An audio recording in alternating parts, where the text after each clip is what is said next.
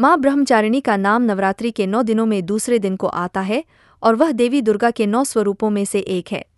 माँ ब्रह्मचारिणी नवदुर्गा का दूसरा रूप है।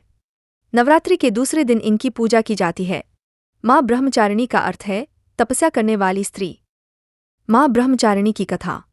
पूर्वजन्म में इस देवी ने हिमालय के घर पुत्री रूप में जन्म लिया था और नारद जी के उपदेश से भगवान शंकर जी को पति रूप में प्राप्त करने के लिए घोर तपस्या की थी।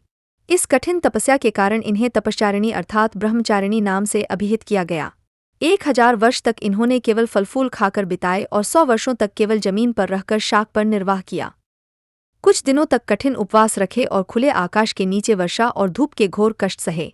3000 वर्षों तक टूटे हुए बिल्व पत्र खाए और भगवान शंकर की आराधना करती रहीं। इसके बाद तो उन्होंने सूखे बिल्व पत्र खाना भी छोड़ दिए।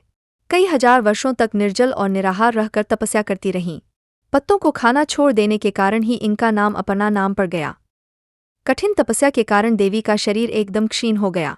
देवता, ऋषि, सिद्धगण, मुनि सभी ने ब्रह्मचारिणी की तपस्या को अभूतपूर्व पुण्यकृत्य बताया, सराहना की और कहा, हे देवी, आज तक किसी ने इस प्रकार की कठोर तपस्या नहीं की।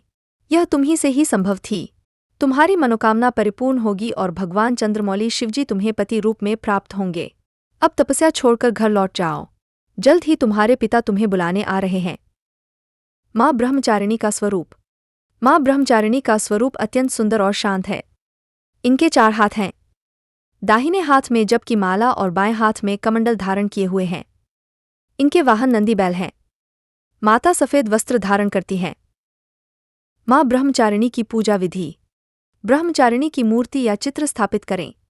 माँ को फल, फूल, मिठाई, धूप, दीप आदि अर्पित करें। माँ ब्रह्मचारिणी का मंत्र। जय ब्रह्मचारिण्य नमः मंत्र का जप करें।